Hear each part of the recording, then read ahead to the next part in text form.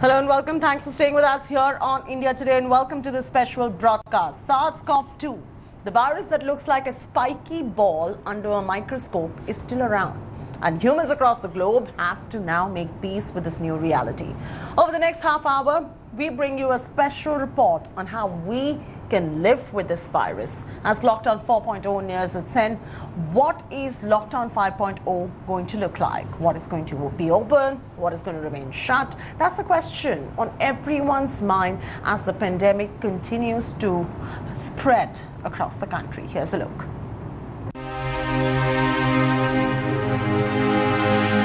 First, the fear of getting infected by the virus, then the loneliness of waiting out a lockdown away from loved ones, away from places people hold dear, and away from places which the faithful believe in. For more than 2 months, spaces of community worship lay empty, bereft of followers, while a microscopic devil haunted the land of the living. Now, as India gears up to enter Lockdown 5.0, many look forward to the reopening of these shrines. Centuries-old places are now preparing to host devotees once again.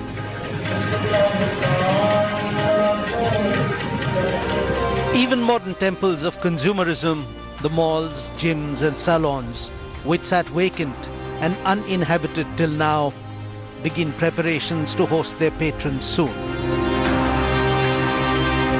But the virus is here to stay. That is the new reality. So as the world inches its way back to routine, will it go back to its old conventions? Or will it usher in a new normal? In India, as elsewhere as well, the lockdown has been eased, but it has also been extended. And the reality is, India and the world will have to learn with the coronavirus. So how do we do that? What changes for us? And what really becomes the new normal? Here's a look.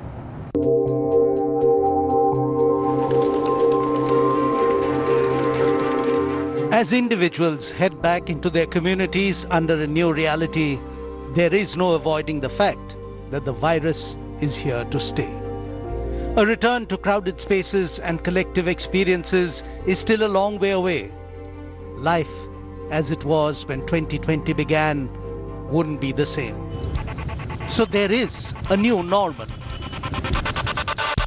No, that doesn't mean everyone becomes a hermit and gives up the charms of worldly pleasures. But there are a few things one should know about how, when and where the virus spreads. Data shows that successful infection is a combination of exposure to virus load over a period of time. So be aware, take precautions, don't drop the guard. Patient data also shows people are infectious for a few days before they develop symptoms and for a few days after symptoms start. So one can look and feel perfectly healthy and yet spread COVID-19. So coughing and sneezing aren't the only red flags. Talking loudly, singing, shouting, all release droplets potentially loaded with the virus. Touching contaminated surfaces also pose as potential route for the transmission of COVID-19. Epidemiologists analyze data from different countries to see where people caught the virus. And a staggeringly high number of cases show the contagion took place indoors rather than out in the open. The top 5 places where people contracted the infection are home, when someone within the family falls sick;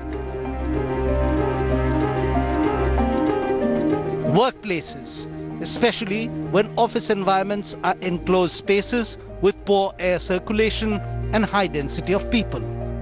Like in the case of a South Korea call center that became a super spreader. Over the space of a week, 94 of the 216 people working on the same floor of a high-rise building came down with COVID-19.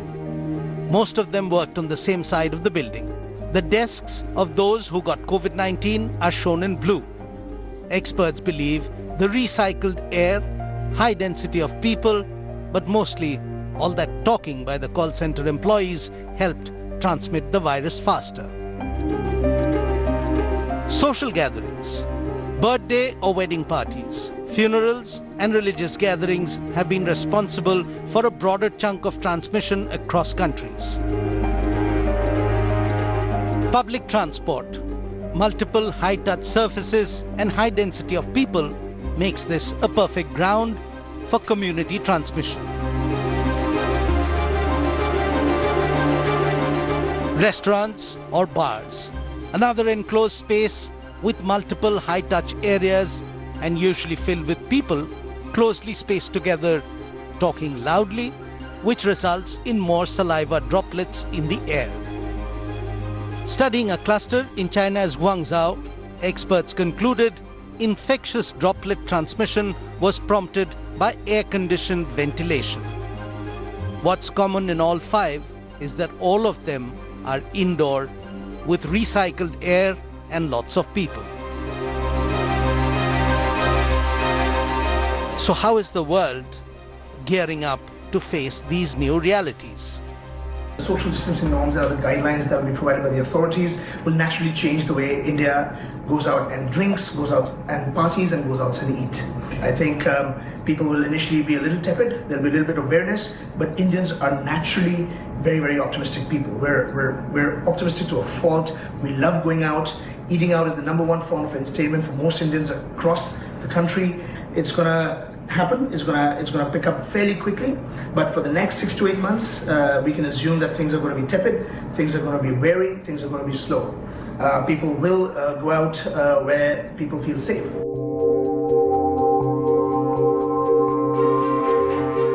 Sales are not down a little, they're zero, and fixed costs continue. So we're really hoping that the government will allow us to open up and let us do what we're best at, which is going out and pampering all of you. The first thing that we're going to do is make sure that we win back the trust around hygiene and safety, because that is of paramount importance. So all the protocols, all the SOPs are in place. We're going to make sure that it is an oasis of comfort. It's an oasis. It's a 60-minute holiday for you guys. And it's a safe place to be with social distancing, but with your favorite beverage or with your favorite food surrounded and with smiles around you. People in India love going to movies and all different theatre plays and everything. That will continue. We are going paperless tickets. So where a person used to come and get a physical ticket, now we will not have a physical ticket. We will have a paperless entry. We have a lot of cinemas where we had open entries. Now all that open entries will stop. There will be difference of timings for each shows, which will ensure that the gathering is not happening at the lobby. Real challenge will be in the labor-intense industries and factories. They will have to balance between cost cutting and also making staggered working shifts, which will not be very easy. And on top of that, several states have suspended the labor laws, which will mean that the workforce will have less immunities than they had earlier. But more importantly, the Indian labor force, the massive labor force, is in the informal sector where there are no rules. So who will frame the rules for them to protect them from the coronavirus? They already have to work in huge shifts where a lot of people work together. There is hardly any social distancing. And the tussle between hunger and the fear of an unknown ailment, coupled with misinformation, that make the situation even more complicated. So the grocery store one visits isn't the space one needs to fret over. And no, a quick workout in the park isn't as dangerous, as long as one maintains physical distance and takes precautions. But it is time to rethink social lives. Replace the hug and handshake with other non-contact greetings. Replace big parties with more intimate lunches for close friends and family. Outdoor areas would be preferred over indoor enclosed spaces for gatherings. Technology will still be used to connect with loved ones, especially those at high risk. And consumption patterns, be it a clothes shopping spree or jet setting around the world, may change. As people move back out more freely, remember the risks. So keep that mask on, wash your hands regularly, and stop touching your face. While the government's latest lockdown mantra focuses on learning to live with the virus, there are still many who just cannot afford to let down their guards. The country's senior citizens, for example, and those who might be above 60 or not be above 60 as well, but are living with an impaired immune system. Up next, we focus on how the pandemic and the latest lockdown rules affect older adults and those with comorbidities. When COVID-19 pandemic took hold of the world, everyone was shunted in. But now as the world eases its lockdown measures, two demographics have no choice but to continue to stay in. Because without a vaccine or cure in sight, the elderly and those who are not so old but immunocompromised remain in peril. They are definitely at a much higher risk of acquiring COVID-19 as well as at a higher risk of dying from it. So they have to take special precautions. It is advisable that they should stay indoors as much as possible. So we asked medical professionals, how can those with a compromised immune system navigate a future where the virus still exists? You can meet your children, your grandchildren, but as far as possible, wear masks before you meet them and maintain a 3 to 6 feet distance wherever possible. The time spent within the hospital also should be minimum. They must request for an appointment at a time when the crowd is less and the waiting time is also less. The number of hospital visits should be minimized. Meeting people, having gatherings, going into the crowd, starting your weekly meetings where you are playing cards or attending even shorter group of meetings. Avoid them for some time, even if you are wearing a mask. To boost immunity, they must maintain their healthy lifestyle, continue to do exercises as much as possible, and maintain a healthy diet. They must include some vitamin supplements, also include ginger, lemon, honey, all these things in their diet. These are substances known to boost the immunity. The aged are at a greater risk and they need to take more precautions than those with higher levels of immunity. But medical professionals feel that it is equally important, if not more important, to maintain the emotional and psychological balance of the aged and the infirm, because better mental health leads to being able to better adjust to these trying times. Many believe the mass unemployment, depleted social safety nets, starvation, increase in gender-based violence, homelessness, alcoholism, loan defaults, and millions slipping into poverty due to the pandemic will all add up. 4,500 people have died of corona since the beginning of this epidemic. This is a very significant number, but just out of context, about 500,000 people die each year of TB in India.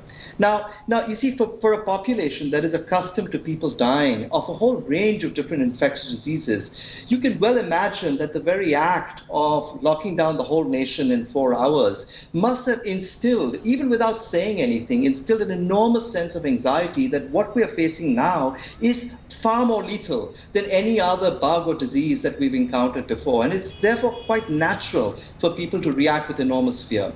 And a lot of that has to do with a very poorly crafted communication and information about the dangers that the virus poses. And you can see some of the tragic consequences of that, for example, in the way doctors, health workers, and people returning back to their villages are being stigmatized and discriminated against.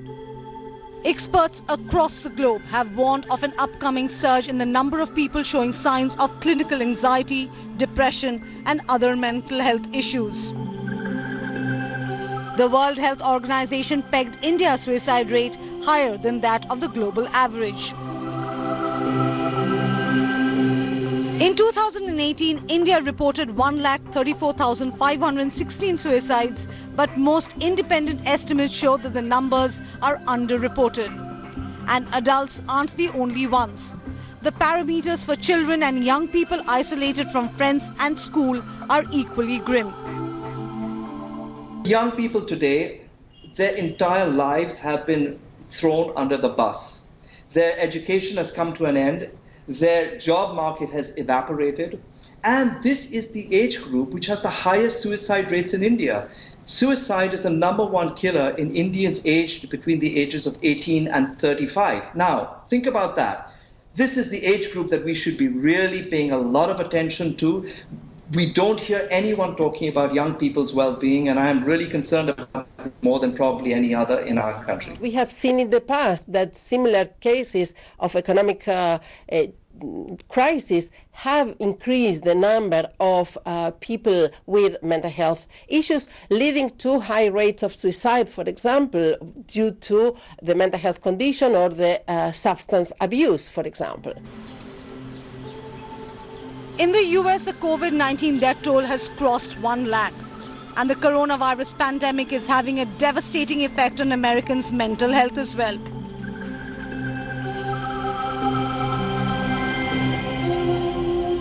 According to the new Census Bureau data, a third of the population is showing signs of clinical anxiety or depression.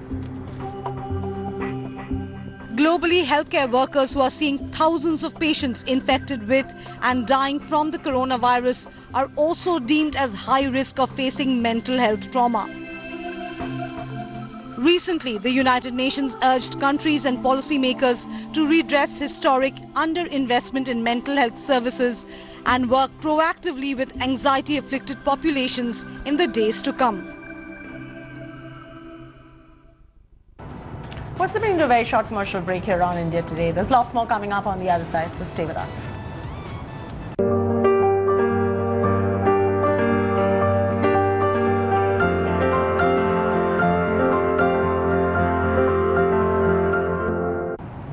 Welcome back. Thanks for staying with us on India Today. While doctors, scientists, epidemiologists and governments are all doing their best to give the right advice to the people, they aren't the only ones. There are many artists across the world who are helping people decode the science and understand the virus and its patterns better. Here's a report. As the world eases out of its cocoon after almost a month of being confined indoors, it is important to know the do's and don'ts of living with the coronavirus. But scientific data and doctors' advice can often be confusing for many.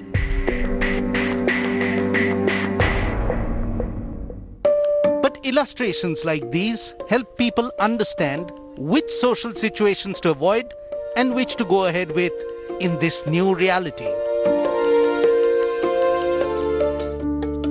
Created by Toby Morris in collaboration with Dr. Wiles, a microbiologist, and published in an online magazine from New Zealand, The Spin-Off.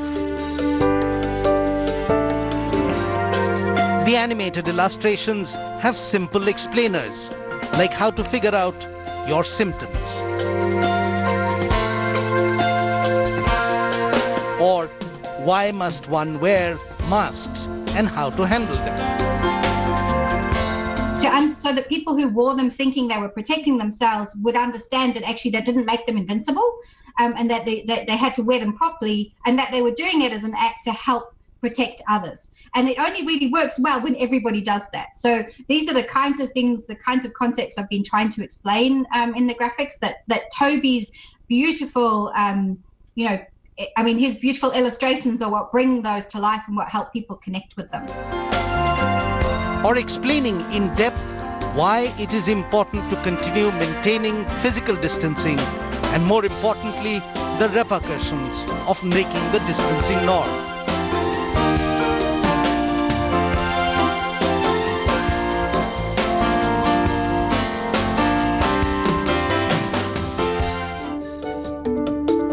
Some of the scientific language is a bit different to common usage. Dr. Wiles and Morris laid that out simply. I'm a scientist, but I've had a long-standing interest in communicating science. So we were thinking of things that would be shareable on social media, because actually, while I write big explainers about the pieces. What we really needed was things where people could really quickly understand the concept and how, you know, what their actions needed to be. And so the kind of the short animated GIFs, they were the things that I guess seemed like the best fit. There are other microbiologists helping the world understand the science and decode the data. Dr. Erin Bromage's blog post explaining how coronavirus spreads and what people can do to keep safe has been viewed more than 13 million times. An associate professor in a US university, Dr. Bromage simplified the data from various disease control centers across the world to explain where lies the risk and how to avoid them. Others, like renowned virologist Ian Lipkin, gave a simple list of do's and don'ts. Most people want to go into work is that they want to have an opportunity to interact with their colleagues. To do this, you need to bear in mind the same rules we've had already for minimizing risk. The 2-meter distance between people in a conference room, for example, wearing masks. All of these things will be enormously helpful and will allow you to have conferences. And I'm eager to travel. If one were to go on a flight at this point, I think there are certain measures that you should take. We know that the virus entry is through a mucous membrane. That means the mouth, the nose, or the eyes. So if I were flying, number one, if I couldn't ensure that I had a certain amount of distance between me and other people, I would wear a mask, I would wear goggles, and I would wear gloves. That is the safest way to travel. And India, government websites gave out simplified instructions in vernacular languages and even sign language. That's it from me, Chaiti Narula, on this special broadcast. Thanks for tuning in. Thanks for your time. You stay home, stay alive. That's most important.